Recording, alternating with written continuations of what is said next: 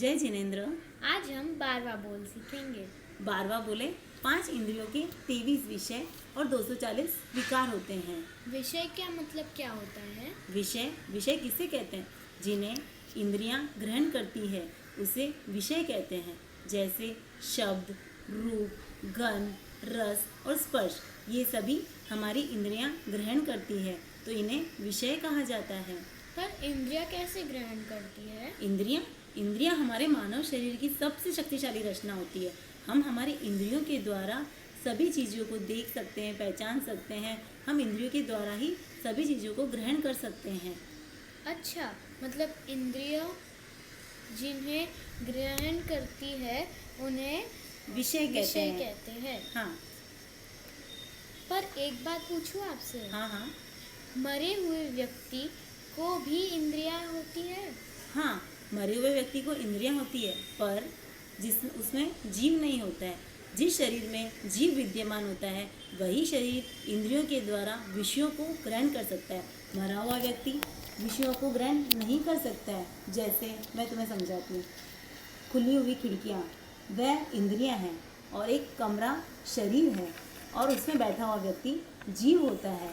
जिस तरह से वह बैठा हुआ व्यक्ति खिड़कियों के द्वारा बाहरी वस्तुओं को देख सकता है, सुन सकता है, पहचान सकता है, उसी प्रकार हमारे शरीर में जो जीव है, जीव अपनी इंद्रियों के द्वारा ही बाहरी वस्तुओं को ग्रहण करता है, उसे विषय कहा जाता है। अच्छा, अभी मैं तुम्हें इसके लिए विस्तृत जानकारी देती हूँ। विषय 23 होते हैं। इसमें पहला श्रोतेंद्रिय। श्रोतेंद्रिय के कितने विषय होते हैं? श्रोतेंद्रिय के 23 विषय होते हैं। 3 विषय होते हैं। श्रोतेंद्रिय के कितने विषय होते हैं? 3 विषय होते हैं। जीव शब्द, अजीव शब्द और मिश्र शब्द, ये हुए श्रोतेंद्रिय के 3 विषय। पहला जीव शब्द। जीव शब्द जीव द्वारा बोला गया शब्द, जैसे मनुष्य या कोई भी प्राणी जिसके द्वारा जो शब्द निकलते हैं उसे जीव शब्द कहा जाता है। और अजीव शब्द जैसे कोई भी अजीब वस्तु के द्वारा हुई हुई आवाज़ को हम अजीव शब्द कहते हैं। जैसे लकड़ी का टूटना, तुमने देखा होगा लकड़ी टूटती है तो कैसे आवाज़ होती है, तो वह आवाज़ अजीव शब्द कहलाती है। मिश्र शब्द जीव और अजीव दोनों की प्रवृत्ति से जो शब्द निकलते हैं उसे मिश्र शब्द कहते हैं। जैसे बांसुरी अजीब होती है और उसे मनुष्य के द्वारा बजाई जाती है, मतलब जीव के द्वारा अजीव को बजाया जाता है। तो बांसुरी से जो शब्द निकलते हैं वह हुए मिश्र शब्द। ये हुआ हमारा पहला श्रोतेंद्रिय। श्रोतेंद्रिय के 3 विषय हुए, जीव शब्द, अजीव शब्द और मिश्र शब्द। समझ में आया? हाँ। अभी हम जाएंगे दूसरा, चक्षु इंद्रिय। चक्षु इंद्रिय के कितने विषय होते हैं? 5 विषय होते हैं। कैसे? काला, नीला, लाल, पीला और सफ़ेद, ये 5 विषय चक्षु इंद्रिय के होते हैं। आँखों के द्वारा हम इन रंगों की कोई भी अचित वस्तु, सचित वस्तु या मिश्र वस्तु को हम आँखों के द्वारा पहचानते हैं, इसीलिए चक्षु इंद्रिय के 5 विषय होते हैं। अभी है घ्राणेंद्रिय। तीसरा है घ्राणेंद्रिय। घ्राणेंद्रिय के 2 विषय होते हैं, सुरभिगंध और दुर्भिगंध। तुम्हें समझ में आता है सुरभिगंध और दुर्भिगंध में? नहीं। सुरभिगंध जो मनुष्य के मन को भाती है, जीव के मन को जो भाती है वह हुई सुरभिगंध, और जो जीव के मन को नहीं भाती है वह हुई दुर्भिगंध। तो घ्राणेंद्रिय के 2 विषय हुए, सुरभिगंध और दुर्भिगंध। अभी शायद रसनेंद्रिय आएगा। हाँ, तो रसनेंद्रिय का तुम्हें पता है। रसनेंद्रिय कितने विषय होते हैं? 5 विषय होते हैं। तीखा, कड़वा, कशीला, खट्टा, मीठा, और 5 विषय किसके होते हैं? रसनेंद्रिय के।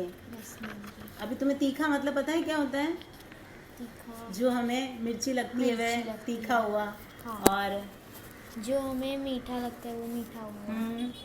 फिर और कौन सा है? जो हमें कड़वा लगता है वो कड़वा। नीम का रस कड़वा होता है। हाँ। और कशीला, हरड़, आंवला, ये सब क्या होते हैं? कशीले होते हैं। इसीलिए रसनेंद्रिय के 5 विषय हुए। कितने विषय हुए रसनेंद्रिय के? 5 विषय। तुम बोलो कौन कौन से हुए? कड़वा, तीखा, मीठा, कड़वा कशीला और खट्टा। और खट्टा। ये पांचों विषय रसनेंद्रिय के। रसनेंद्रिय के। अभी है पांचवा स्पर्शनेंद्रिय। स्पर्शनेंद्रिय के 8 विषय होते हैं। कितने विषय होते हैं? 8। 8 विषय स्पर्शनेंद्रिय के। हल्का, भारी, ठंडा, गरम, लूखा, चिकना, कोमल और खुरदरा, ये 8 विषय स्पर्शनेंद्रिय के होते हैं। जैसे रोटी कैसे होती है? ठंडी होती है, तो हम उसको छू के देखते हैं तो ठंडी। कभी हमको गरम लगती है तो गरम हुई। और लूखी मतलब उस पर घी नहीं लगा होता है। और चिकनी मतलब उस पर घी लगा होता है ना। जैसे पत्थर कोई पत्थर हल्का होता है, कोई पत्थर भारी होता है, कोई पत्थर सॉफ्ट जैसे होता है ना, एकदम मार्बल के सॉफ्ट होता है, जैसे सॉफ्ट। और खुरदरा, कोई पत्थर खुरदरा होता है। तो ये स्पर्शनेंद्रिय के द्वारा पहचाने जाते हैं। तो स्पर्शनेंद्रिय के कितने विषय हुए?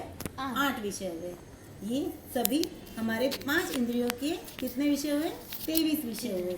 5 इंद्रियों के 23 विषय। अब हम जानेंगे विकार के बारे में। इंद्रियों के 240 विकार होते हैं।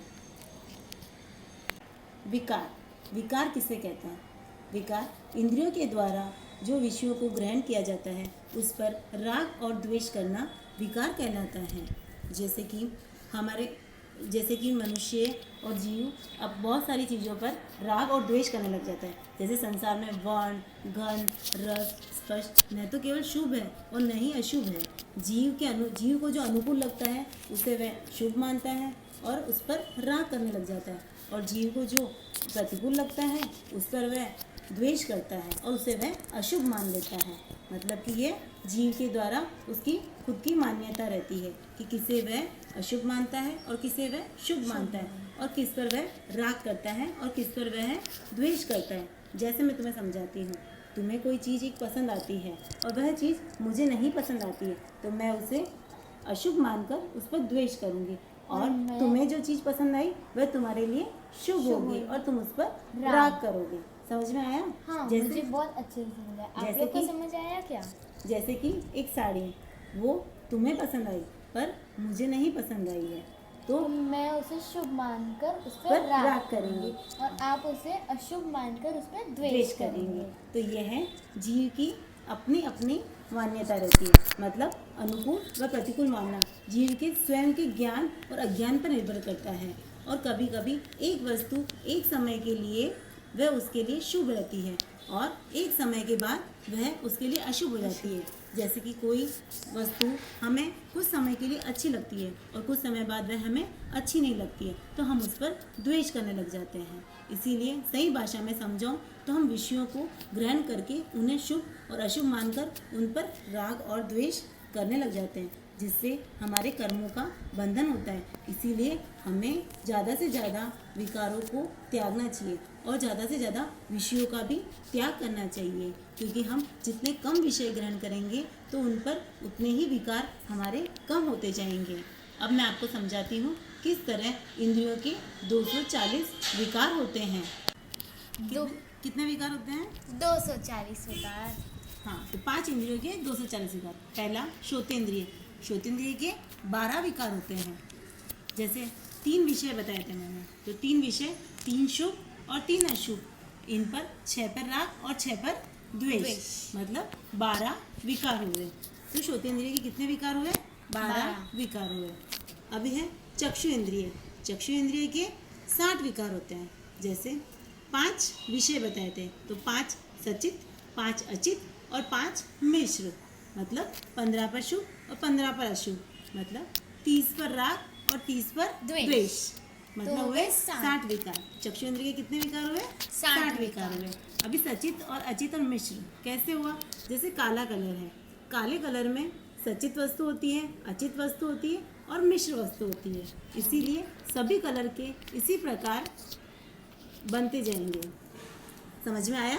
हाँ। तो कितने हुए चक्षु इंद्रिय के? 60 विकार हुए।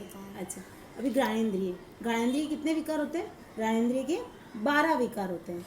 जैसे घ्राणेंद्रिय में 2 विषय बताए थे, सुरभिगन और दुर्भिगन।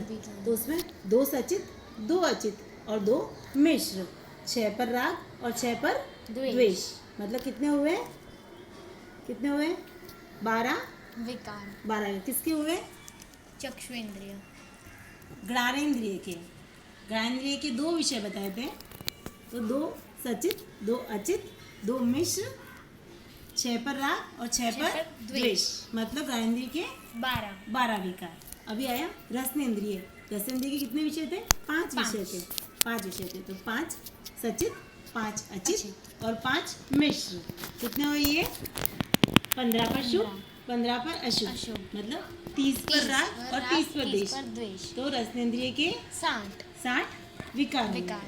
स्पर्शनेंद्रिय, स्पर्शनेंद्रिय के कितने विकार होते हैं? 96 विकार होते हैं। कैसे हुए? 8 क्या बताए थे उसके? 8 विषय बताए थे। 8 विषय बताए थे। तो उसमें 8 सचित, 8 अचित और 8 मिश्र। तो कितने हुए? 24। 24 पर 24 शुभ और 24 अशुभ, मतलब 48 पर राग और 48 पर द्वेष, हुए 96। मतलब स्पर्शनेंद्रिय कितने हुए? 96 विकार हुए। समझ में आया आप सबको? हाँ। और सचित और अचित और मिश्र, जैसे मैंने आपको चक्षु इंद्रिय का बताया था कि काला कलर है जैसे, तो काले कलर में सचित वस्तु क्या होगी बताओ? जैसे कोई अंगूर रहे तो काले सचित होते हैं, और वो अंगूर थोड़ी देर बाद बाहर रखते हैं हम लोग, फ्रिज से निकाल के बाहर रखें तो वह अचित हो जाते हैं। पर जब वह अचित होते हैं और सचित रहते हैं तो उसके बीच में जो टाइम रहता है उसमें मिश्र रहते हैं, मतलब किसी में थोड़े जीव रहते हैं और थोड़े जीव फ्रिज से निकालने का थोड़े जीव मरते हैं, तो मिश्र रहते हैं और पूरे समय के बाद वह अचित हो जाते हैं। जैसे फ्रिज में आइसक्रीम पड़ी, काले रंग की आइसक्रीम, तो काले रंग की आइसक्रीम जब तक फ्रिज में पड़ी रहेगी वह तब तक सचित रहेगी, और हमने उसको फ्रिज से बाहर निकाली, फ्रिज से बाहर जैसे ही निकालते हैं हम लोग तो वह मिश्र हो जाती है, क्योंकि वह थोड़ी गलने लगती है और पूरी गल जाती है, तभी वह अचित हो जाती है। समझ में? इसीलिए चक्षु इंद्रिय, स्पर्शनेंद्रिय, इन सब में सचित, अचित और मिश्र ये सब आते हैं। तो अब आप सबको समझ में आया? हमें तो समझ आ गया, आपको समझ आया? और अगर आपको कोई पार्ट समझ नहीं आया तो हमें कमेंट में लिखिए और हमारे चैनल को सब्सक्राइब करना नहीं भूलिए। जय जय जिनेंद्र।